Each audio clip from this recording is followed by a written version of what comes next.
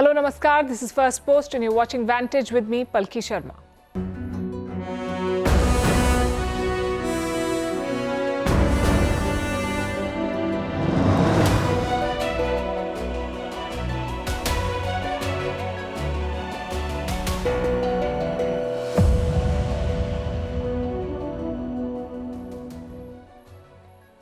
The DeepSeek mania continues to grip the world. China's new AI model has caught the world's attention, but it's also facing cyber attacks. Is someone trying to sabotage DeepSeek?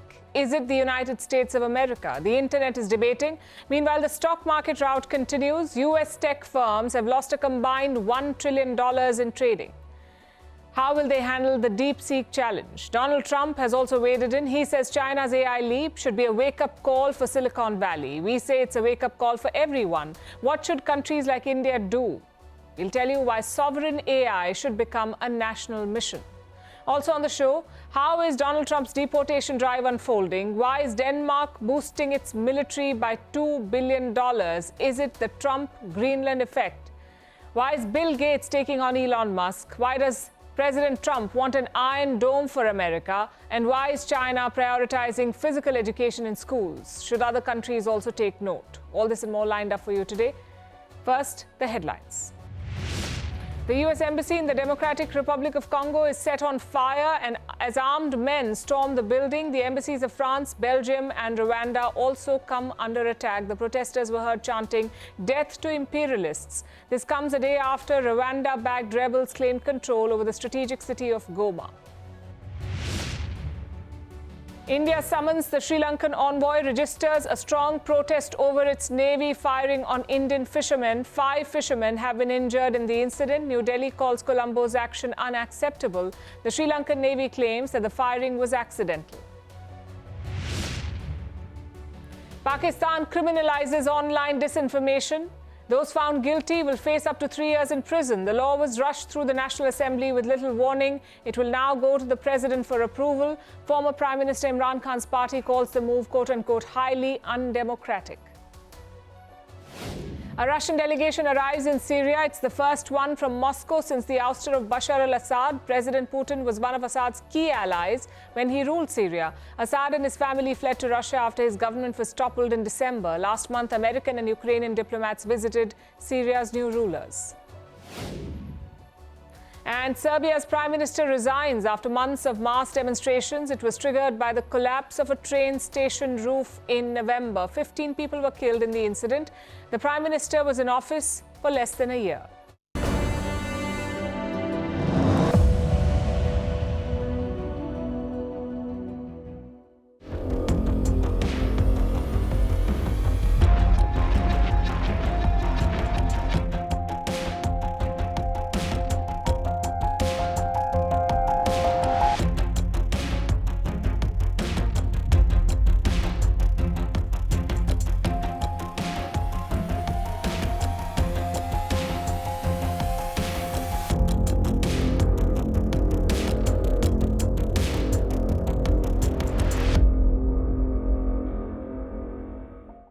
Alphabet, Amazon, Apple, Meta, Microsoft, Nvidia, Tesla.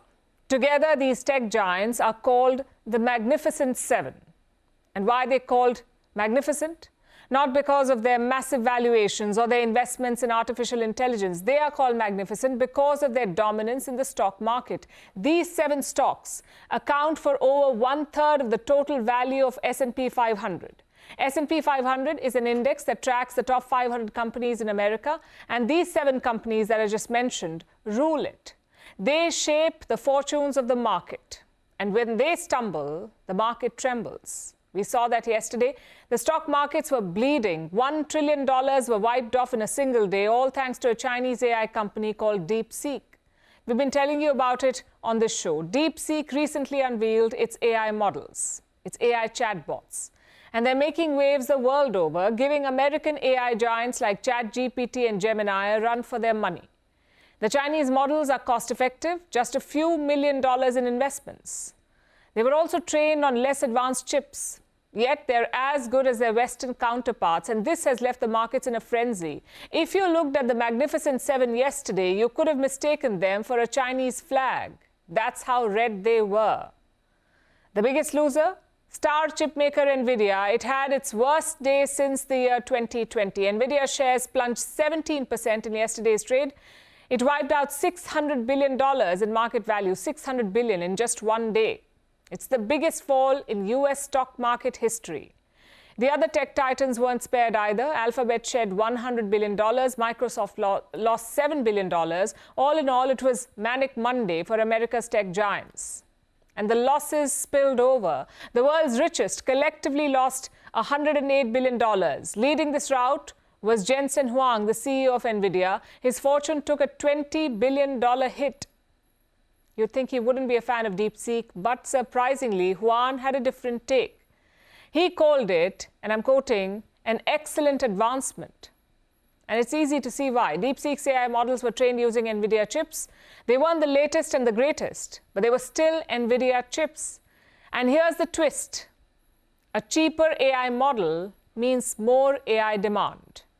Yeah, I think the worry is that they, in theory, were able to do this without NVIDIA's latest chips, as well as the model. It's a strong model. But the reality is that it doesn't change the position of US tech, NVIDIA, Microsoft, and others relative to AI revolution. And I do believe it's a huge overreaction that we're seeing in stocks on this DeepSeek sell-off. So this does not spell doom for NVIDIA, but the same can't be said for OpenAI. That's the maker of ChatGPT. OpenAI CEO Sam Altman praised DeepSeek. Let me quote from what he said. DeepSeek's R1 is an impressive model, particularly around what they're able to deliver for the price. We will obviously deliver much better models. So Sam Altman says OpenAI can do better, but can they really? Again, look at the numbers. DeepSeek trained its models for just $6 million. Compare that to OpenAI. It is burning through $5 billion a year. So the Chinese version comes for a fraction of the cost. Plus, it is free for users, while ChatGPT comes with a hefty price tag. So for consumers, the choice is quite obvious. It is a no-brainer, really. Millions are flocking to DeepSeek, making it the highest-rated free app in the United States. But with great fame comes great risk. And DeepSeek learned it the hard way yesterday. The app was hit by a cyber attack. It was so bad that the company had to limit registrations.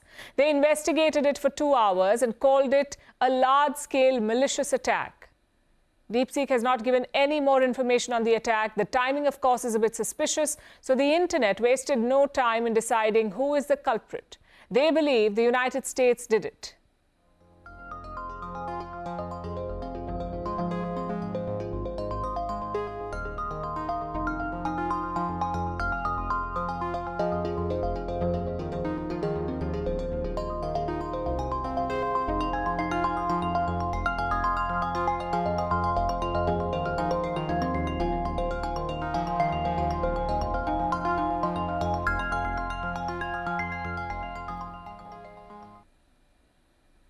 But conspiracy theories aside, the rise of DeepSeek is a reminder. Innovation does not always have to come with $1 billion price tag. Yes, the Magnificent Seven still dominate the market, but they're not invincible. Yesterday's sell-off was a sign of things to come, perhaps, that the next big revolution may not come from Silicon Valley. So the tech race is heating up. It's not just a battle for AI supremacy, it's a battle to control the future. Yes, tech companies will be on the front lines, but they won't be there alone, because as the race intensifies, politicians will step in.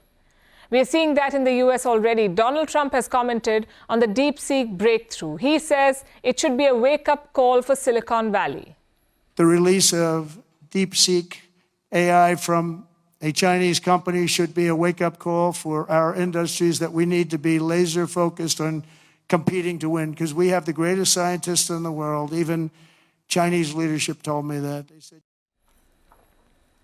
So how will America respond? Their strategy has been two-pronged so far. The first is to choke the chip supply. You need advanced chips to make AI platforms. Most of them are made by NVIDIA. In fact, even DeepSeek, as we just told you, was trained using NVIDIA chips. So the US has cut off this supply. They have barred the sale of advanced chips to China. That's the first strategy. The second strategy is investing at home. Joe Biden announced billions of dollars for the chip industry, and Donald Trump is building on that. He recently unveiled a massive private AI venture. It is worth $500 billion. The US will be hoping to replicate the space race. If you remember, they had a horrible start. The Soviet Union launched the first satellite. They also put the first man in space, but after that, it was one-way traffic. Not only did the US overcome the Soviet lead, they comprehensively won the space race. How did they manage to do that? Because space became a national mission. Private companies, government agencies, even ordinary people bought into it. That's the thing about American companies, in fact. They claim to be globalized institutions, but their loyalty clearly lies with the United States. Just look at Google. They plan to update their maps in the coming days. Do you know why? It is to rename the Gulf of Mexico. This is a water body shared by the US, Mexico, and Cuba. For centuries, it's been called the Gulf of Mexico, but President Donald Trump has renamed it. He's calling it the Gulf of America. The change has not been reflected in official documents yet. Once it is, Google Maps will be updated. Users in the US will see the water body as Gulf of America. What about those outside the US? They will see both names. Now, this is part of a broader trend, a marriage of convenience between big tech and the US government. And the benefits are quite clear. Big tech can influence US policy at home. They can also utilize America's outsized role in world affairs. For example, fines. Europe has accused big tech firms of antitrust violations. They've also fined the likes of Apple and Google. Collectively, these fines are worth $15 billion. President Trump says this is unfair, that foreign countries should not be fining US firms. He's also threatened tariffs in retaliation. So the benefit for these technology companies is quite clear. And what's in it for the US government? Well, they get access to user data, and they do. Also contracts with the military and leverage over rivals and allies. After all, big tech companies operate practically everywhere, so the success of China's DeepSeek is a wake-up call. Not just for Silicon Valley, but for every country in the world. Tech sovereignty should be their ultimate goal. If you own the technology, you can regulate it. You can ensure it's free and fair. If you don't own it, you're just a spectator. You may have seen big tech CEOs dragged up to US Congress. Do you think that will happen anywhere else in the world? Do you think a Mark Zuckerberg will testify in Europe or India? He won't, because he's protected by the US government. With artificial intelligence, we're seeing the same thing. American companies and the US government are mobilizing to monopolize yet another industry. The question is, what can the rest of us do? What should countries like India do? For starters, DeepSeek is an encouraging sign. It is not a multi-billion-dollar project. It was built on a very small budget. Until now, that was a big worry for countries like India. They were wary of splurging on AI training. But if it can be done for cheap, why not? Although there is a problem. Does India want an AI model like DeepSeek? There are no indications from the government so far. Meanwhile, the private sector is split on this question. Infosys chairman Nandan Nilekani weighed in recently. He says India should not invest in large AI models. Instead, it should focus on practical applications of artificial intelligence. But homegrown AI bosses disagree. They say large models are necessary. This lack of clarity will hurt India's AI campaign. We need a national mission to create sovereign tech assets. We couldn't do that with past technologies, with the internet, with social media, with 4G and 5G, or even with smartphones for that matter. If we miss this AI bus, there could be a repeat.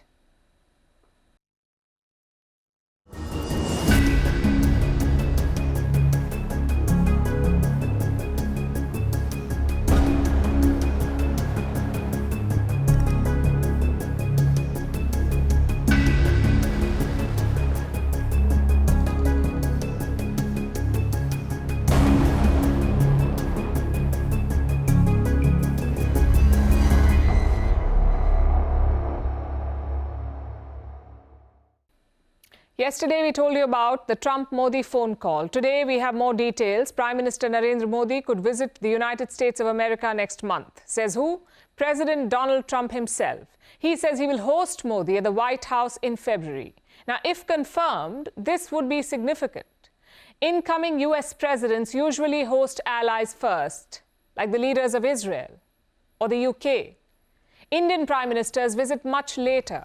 In Trump's first term, he hosted Prime Minister Modi in late June. His successor, Joe Biden, hosted Modi in September. This time, it could happen a lot faster. Let's see if either side announces a date. Even if they don't, the meeting could happen anyway because both Modi and Trump are traveling to Paris next month. They will attend an AI summit there. So chances are they will meet on the sidelines. Beyond this, what did Modi and Trump discuss? Well, the Indian Prime Minister congratulated Donald Trump on his election win. They also discussed global hotspots like Ukraine, Gaza, and the Indo-Pacific. Trump urged India to buy more American-made weapons. He also talked about a fair trading equation. And that last one is quite important because Trump believes that India is a tariff abuser. Hours after speaking to Prime Minister Modi, he threatened New Delhi with tariffs.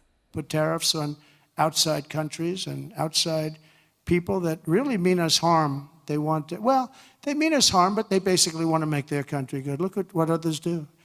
China's a tremendous tariff maker, and India and Brazil and so many countries. And so we're not going to let that happen any longer because we're going to put America first. Always put America first. That's what's going to happen.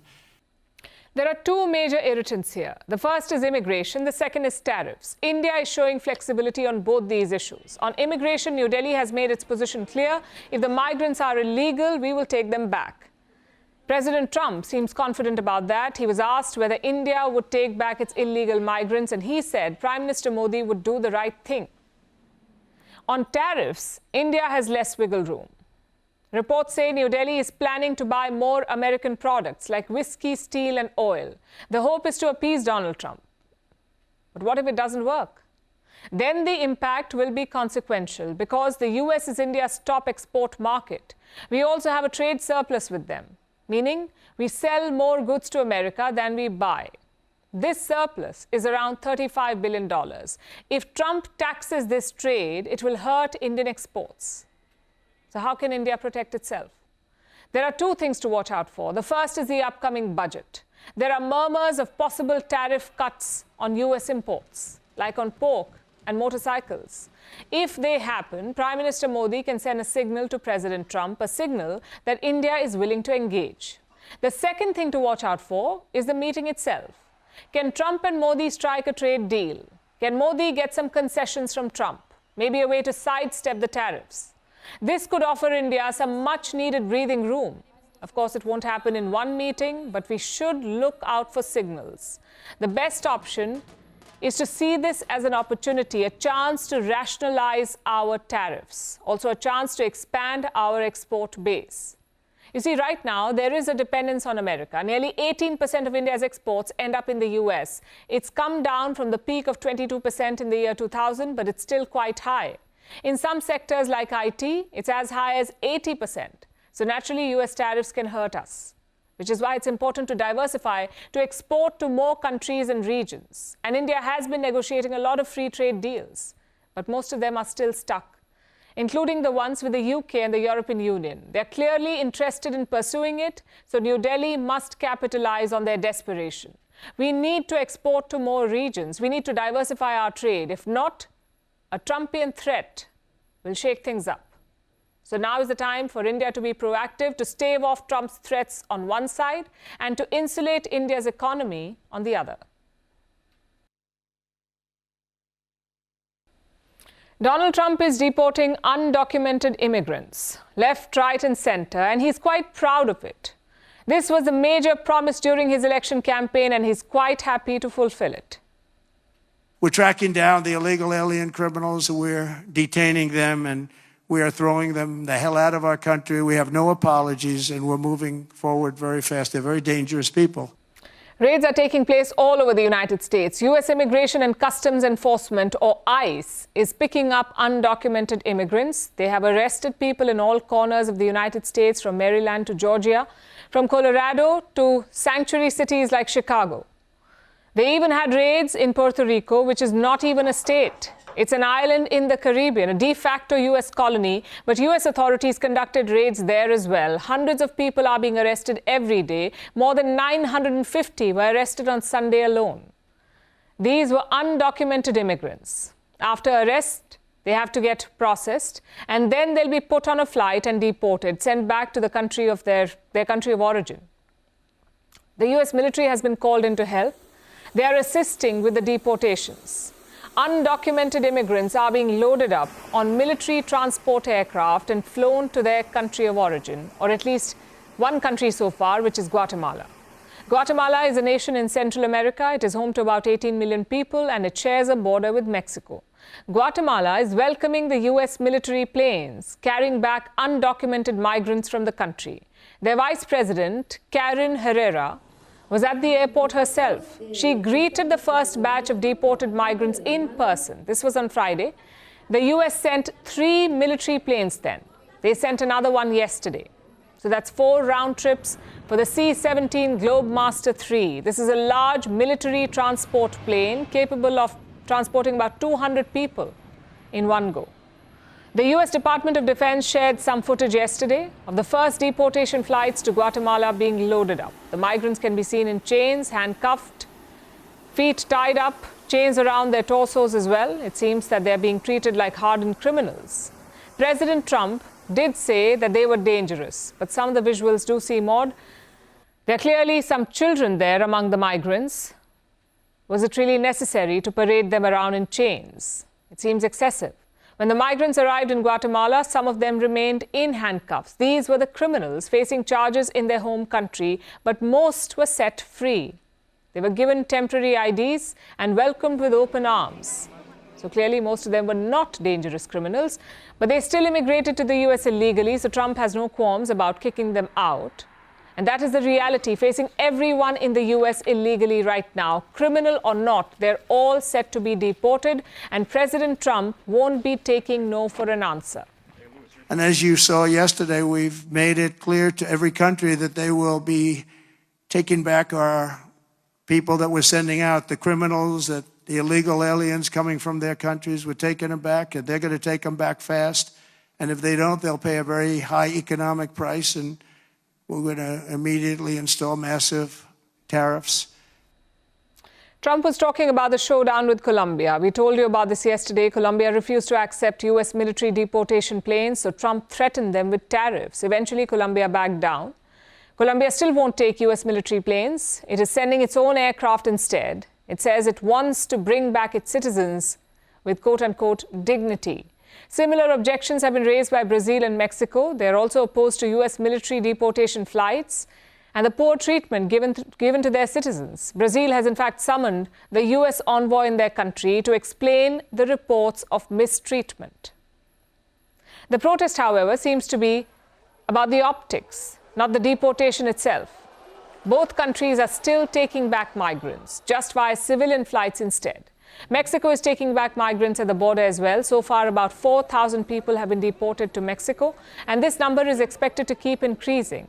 Sunday's standoff with Colombia was a message. Trump will use all means at his disposal to deport migrants, even if it hurts the economy of the United States and destroys bilateral relations. Donald Trump just wants to kick migrants out. Most countries understand this now, even rivals like China. Yesterday, Beijing said it was willing to take back illegal migrants. It said it was, and I'm quoting, willing to repatriate confirmed Chinese nationals. The US Department of Homeland Security has faced resistance in the past, but yesterday's message could signal better cooperation. All of this points to one thing. Trump's mass deportation plan is well and truly underway. Our next story is about Denmark. The European nation is scrambling, not because of enemy threats, but because of threats from a supposed ally, US President Donald Trump. Trump wants Greenland. It's an autonomous Danish territory, so Trump wants to buy it from Denmark, but the Danes do not want to sell it. They've been quite clear about this. Trump does not care, though. He says that the US will definitely get Greenland. Those are the words that he used, and this seems to have caused chaos in Copenhagen. Denmark announced a new security plan yesterday, a new $2 billion deal for Arctic security. It involves new ships, drones, and satellite surveillance. But is it really about the Arctic? Or is it about deterring Donald Trump from going after Greenland? Our next report has the details. Denmark has announced a new security spending package. It's worth 14.6 billion Danish kroner, which comes up to a little over 2 billion USD. Copenhagen says that the new package is for Arctic security. Denmark is one of the 8 members of the Arctic Council. It's an intergovernmental forum for countries with land inside the Arctic Circle. But Denmark doesn't actually have land within the Arctic Circle. Its only claim to representation there is an autonomous territory, Greenland. Denmark's new security package heavily involves Greenland. It's a partnership between Denmark, Greenland and another autonomous territory, the Faroe Islands. The message is clear. Denmark wants the world to know that it still holds Greenland and it's ready to defend it. Now, ordinarily, this message would have been for Western rivals like Russia and China. But these days, Denmark has a new headache from within the Western coalition. The problem is their big brother, the United States, or rather, the new US President, Donald Trump. Trump has been quite clear about his ambitions. We need Greenland for national security purposes. He seeks to take control of Greenland. Ideally, he would like to buy it from Denmark, but Trump has also refused to rule out a military intervention. Denmark has been trying to dissuade Trump. It has told him multiple times that Greenland isn't for sale. Greenland itself has said this, but Trump doesn't care. He keeps bringing up the issue, telling reporters that controlling Greenland is a matter of security. Not just American security, but for the freedom of the world. Trump said this again over the weekend. But I do believe Greenland will get, because it really has to do with freedom of the world, not just freedom of, it has nothing to do with the United States other than we're the one that can provide the freedom. They can't. They can't. I mean, they put 2 dog sleds there 2 weeks ago. They thought that was protection. Trump mocked the Danes for putting dog sleds in Greenland, and he has a point. Dog sleds in 2025? Does anyone really believe that will deter a Chinese or Russian invasion? It seems Copenhagen got the memo. So yesterday, it announced the new Arctic security package, and the new package seems ordinary at first glance. Denmark announced 3 new Arctic ships, long-range drones, and increased satellite surveillance. Again, not enough to deter an invasion from a hostile force. But it did get a positive reaction from Greenlandic authorities. Greenland's foreign minister said, "I'm pleased that with this partial agreement, we have taken the first step towards strengthening security in and around Greenland." So the Danes have got the Greenlanders on board. However, one crucial aspect of defense spending was not discussed, something that could actually be a game changer. Denmark controls an airstrip in Greenland in the island's southwest, and Copenhagen is planning to upgrade it. This would allow Denmark to deploy F-35 stealth fighters from the base. F-35s aren't dog sleds, so no one is going to dismiss them as a joke. This means Denmark is set to strengthen its hold on Greenland. It will have real means for Arctic security and a real deterrent to expansionism, whether Russian, Chinese, or even American.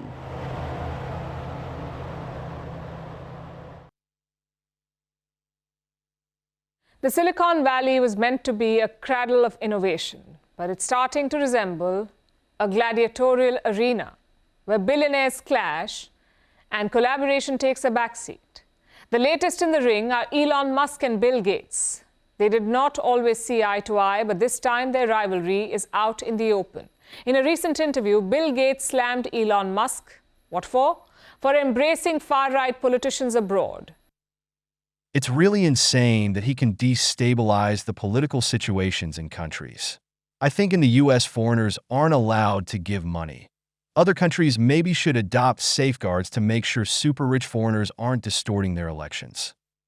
So clearly, Bill Gates is not holding back, and he does have a point. Musk is interfering in elections across the world, from Germany to the United Kingdom, backing far-right parties and calling for a change in government. According to Bill Gates, that is overreach. It's difficult to understand why someone who has a car factory in both China and in Germany, whose rocket business is ultra-dependent on relationships with sovereign nations and who is busy cutting $2 trillion in U.S. government expenses and running 5 companies, is obsessing about this grooming story in the UK. And what is Musk's response? Well, last we checked, he hadn't stirred up a tweet storm. Maybe he's asleep, or perhaps he's actually working. But if his record is anything to go by, Musk will not let this criticism slide. Just this month, he accused Bill Gates of meddling in European politics. And back in 2022, Musk said that Gates was shorting Tesla.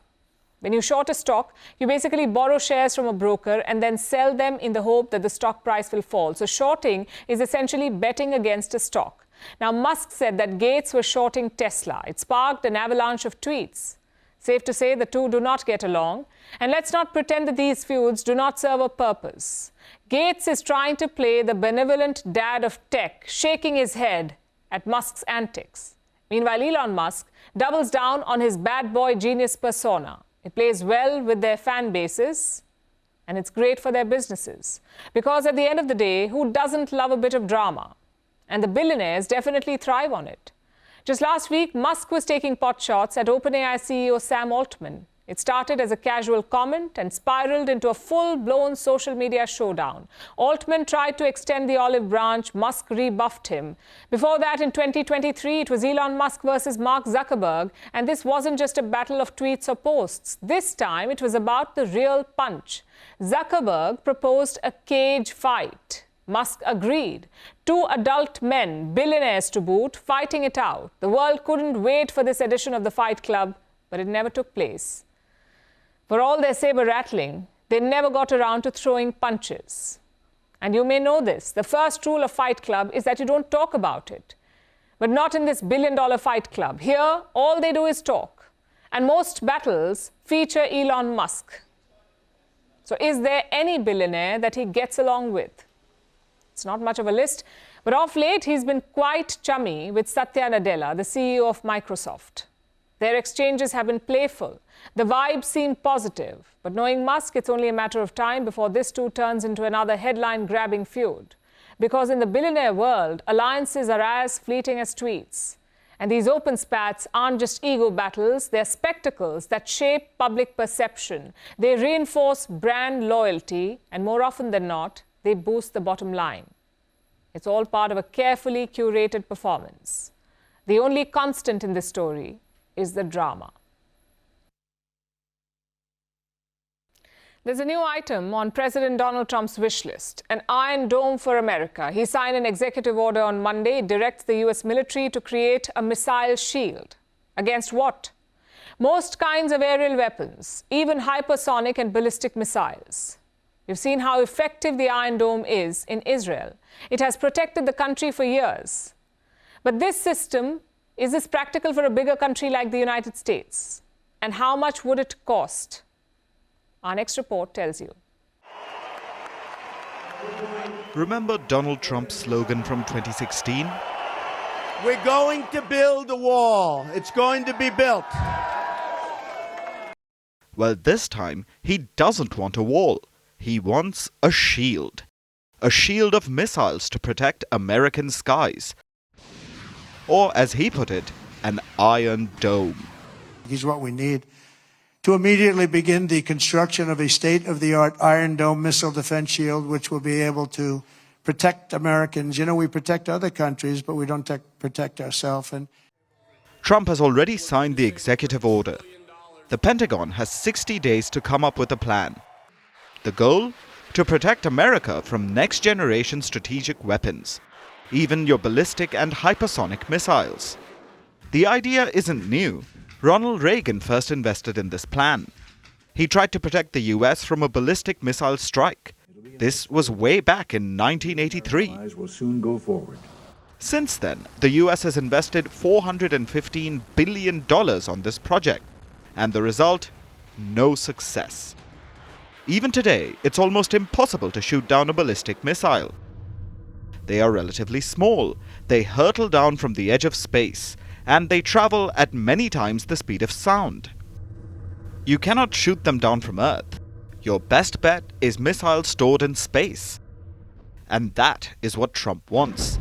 He wants a system that can shoot down missiles from space, a technology that doesn't exist today. So ballistic missiles are out of the picture. What about smaller rockets? Israel's Iron Dome makes short work of these rockets, so why not America? Experts say it's simply not practical. The US is the third largest country in the world. Its size is 9.8 million square kilometers, and Israel just 20,000 square kilometers. So the US is 490 times bigger than Israel. It would need more than 24,000 iron domes to defend itself. The cost? Around $2.5 trillion, which is several times higher than the US military budget. And it's not just about the money. Israel and the US face different kinds of threats. Israel handles rockets from Gaza and Lebanon, slower, short-range weapons. But the US? Their biggest threat are ballistic missiles from other continents, from countries like China, Russia, or North Korea. Nobody is lobbing rockets at the US from Mexico or Canada. Yet, this Iron Dome obsession remains. Even Europe is toying with the idea. Ukraine's President Volodymyr Zelensky suggested it recently. He said that Europe should have its own Iron Dome. Europe needs its own version of the Iron Dome, something that can deal with any kind of threat. We can't rely on goodwill from a few capitals when it comes to Europe's security. We get the allure. It's reassuring to hear about a shield of missiles, to see projectiles being shot from the sky. But you cannot copy-paste defense strategies. What works for Israel will not work for the US. What works for the US will not work for India.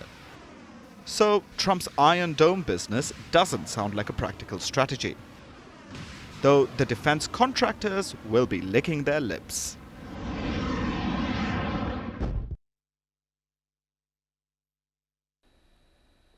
Now let's talk about Pope Francis. He has a lot going on. The Catholic Church is battling a crisis of faith, so the Pope is trying to restore numbers. He's pushing to modernize the Church with world tours, blessings for same-sex couples, and discussions on AI and climate change. But for every 2 steps the Pope takes, the Church seems to take 1 back. Because despite years of reform, every once in a while a new scandal erupts. The most recent one comes from the Peruvian Church. An investigation has uncovered sexual abuses and financial mismanagement by its top members.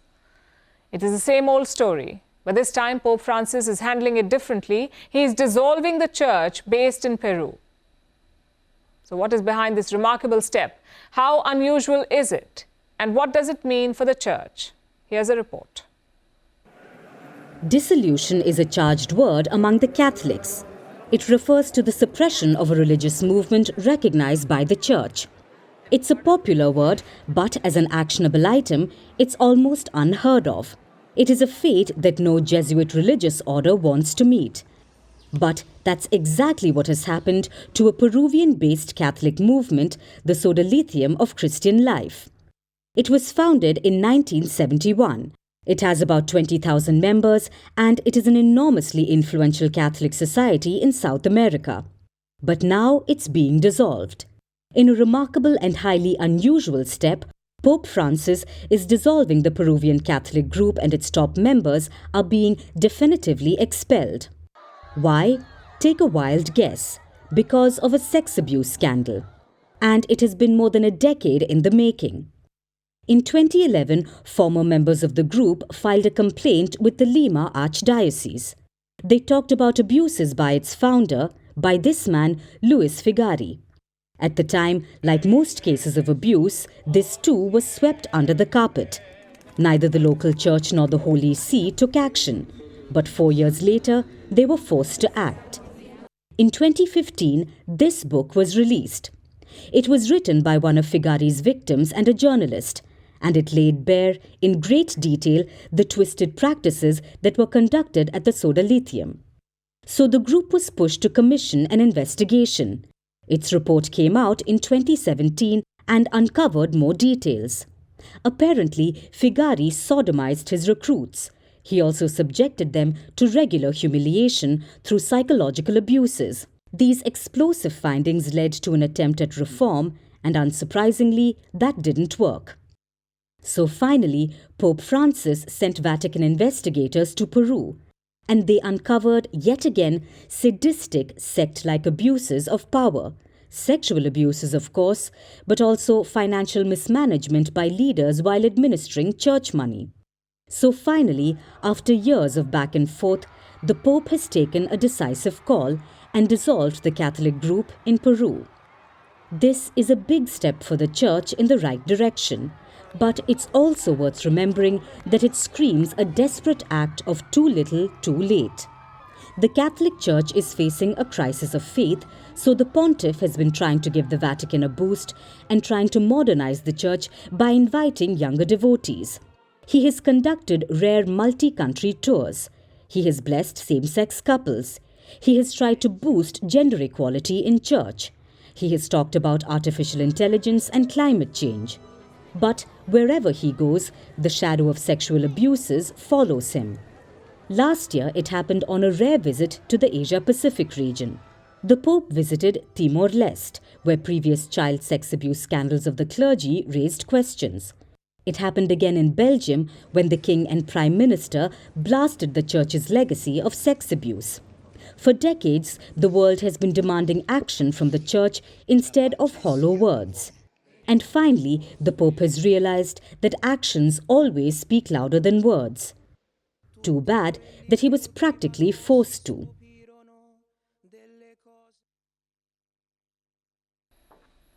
Our next story tonight is about sugary drinks and their bitter truth. A new study is out. It says that in the year 2020, sugary beverages caused 2.2 million new cases of diabetes. Your sodas, cold drinks, flavored juices, sports drinks, they caused 2.2 million cases of diabetes in just 1 year the world over.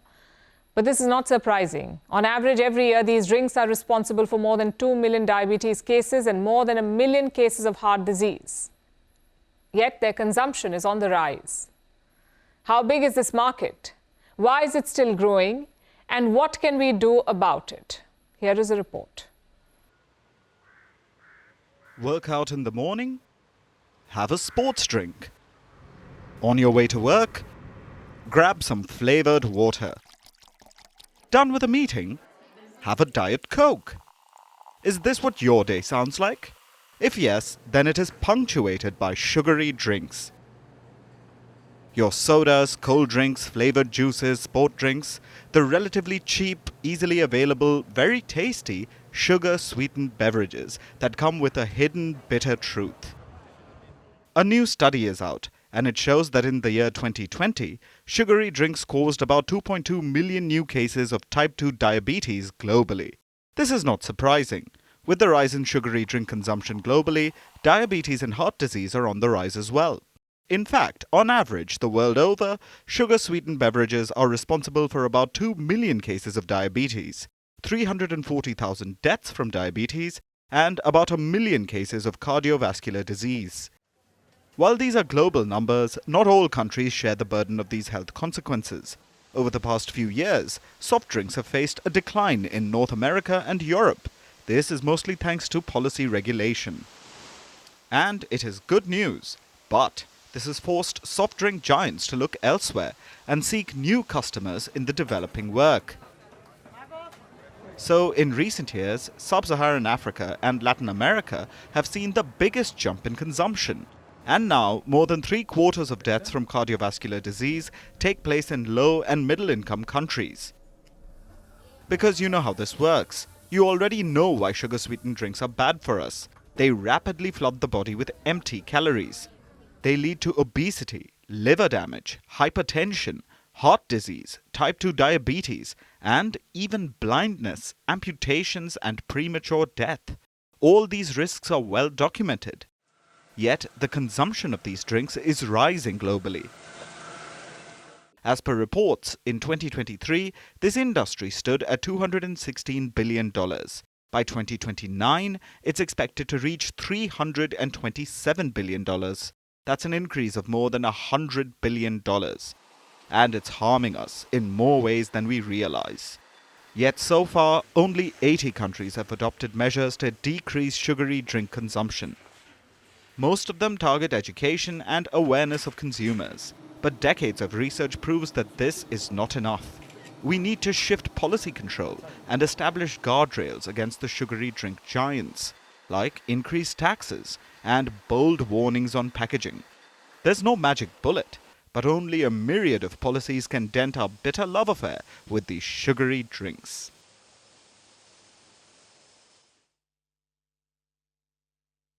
Have you heard of the 3 R's? Don't break into Natu yet. I'm not talking about the movie RRR. I'm referring to the 3 R's in education. This is a concept in schooling, and it forms the foundation of teaching. The 3 R's refer to reading, writing, and reckoning, basically calculation or arithmetic. So that's the 3 R's, reading, writing, reckoning. But in recent years, there has been a push for a 4th R, recess. This includes playtime for physical education. You see, researchers, educators, parents, they're all increasingly coming on the same page. They're all realizing that exercise is crucial for children.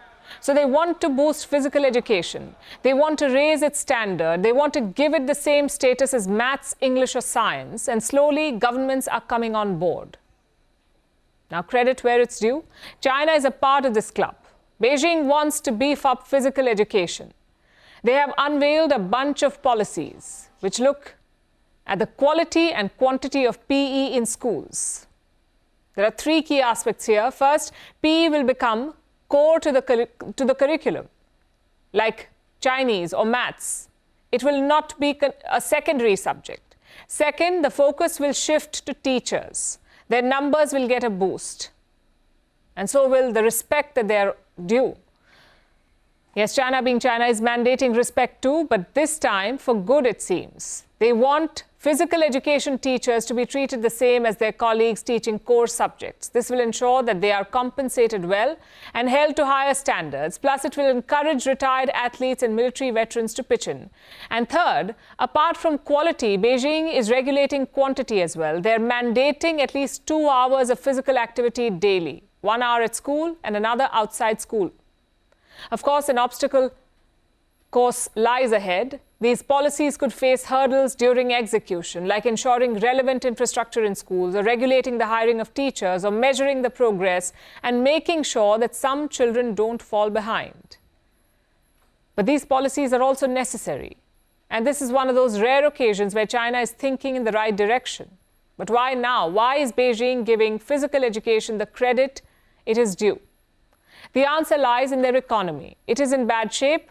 There is a slowdown. Factory activity has shrunk. People are spending lesser money, so they're opting for cheaper food or junk food. Over the next decade, obesity is expected to rise in the country, and this is bad news. Because according to the World Health Organization, more than 37% of their population is already overweight or obese. And this includes children. Back in 1990, about 1% of Chinese boys were obese. Today, that number stands at 15%. This is behind the US, but ahead of most other countries like the UK, Japan, and India.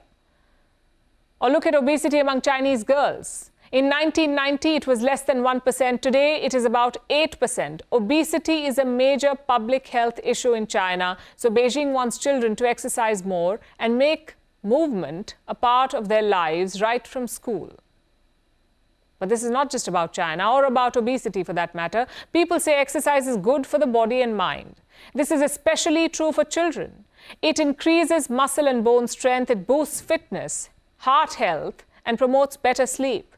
Exercise also makes children fitter for learning. Study after study shows this. Children who are more physically active do better in school. They have better concentration, better focus, more self-control, lesser stress and anxiety. In fact, physically fit children have different brain structures altogether. It helps them do better at maths and reading. So the benefits are plenty, yet physical education is often seen as a hindrance to studies. It is viewed as a distraction. It is given stepchild treatment. Very few countries mandate it in schools. Sure, there are a lot of caveats to ensure exercise in schools, yet you need ample resources, like the right kind of gear or enough playgrounds. You need qualified specialist teachers, you need the right standards, better funding, and ways to battle the inherent bias against playtime. But the benefits of physical education far outweigh the efforts required to bring this radical shift. So my point is quite simple. Physical education is like the underdog of schooling, and it deserves to be valued because it is unfair to teach students to sit still when we don't help them move more.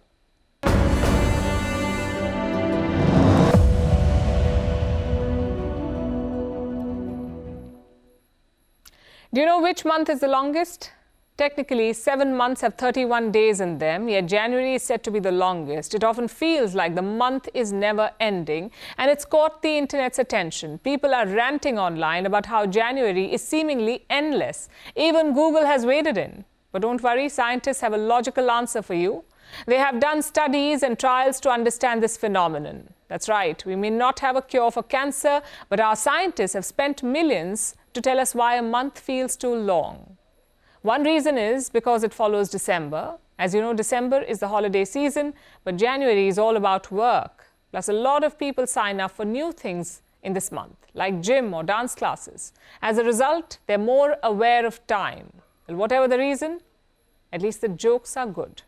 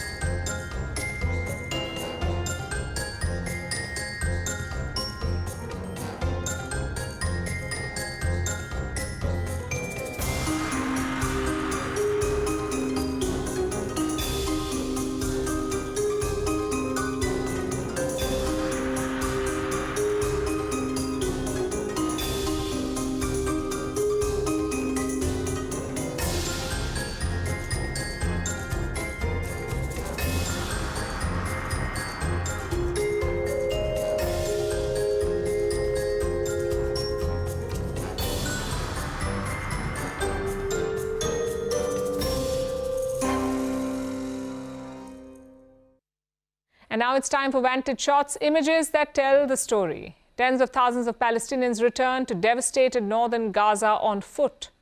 Holocaust survivors and world leaders light up candles in honor of Auschwitz victims. And in Cuba, a torch march honors the legacy of an independence hero. Finally, we're taking you back in history. On this day in 1985, music legends from across the globe gathered to record the single We Are the World. It aimed to raise funds for famine relief in Africa. The song was written by Michael Jackson and Lionel Richie. 45 renowned artists, including Stevie Wonder and Bruce Springsteen, were part of it. The record was a massive success, selling over 20 million copies and won multiple Grammy Awards. We're leaving you on that note. Thank you for watching. We'll see you tomorrow.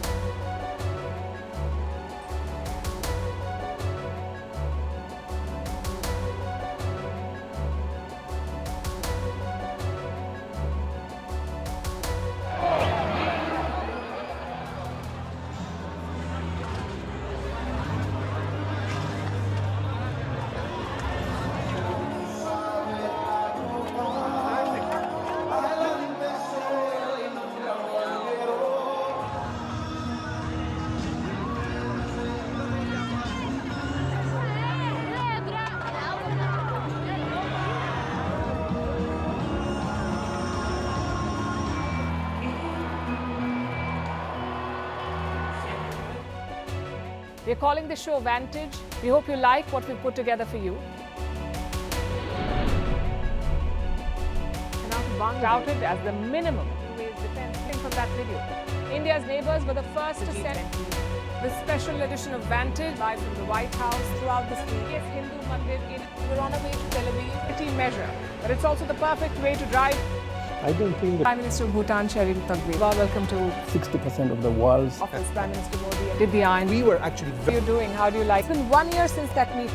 Iron bars separate you from the outside. Out the vote effort. Trump had, it says, and at $4.3 trillion. 4.3 300 billion by 2030. That's what we need to tackle climate change.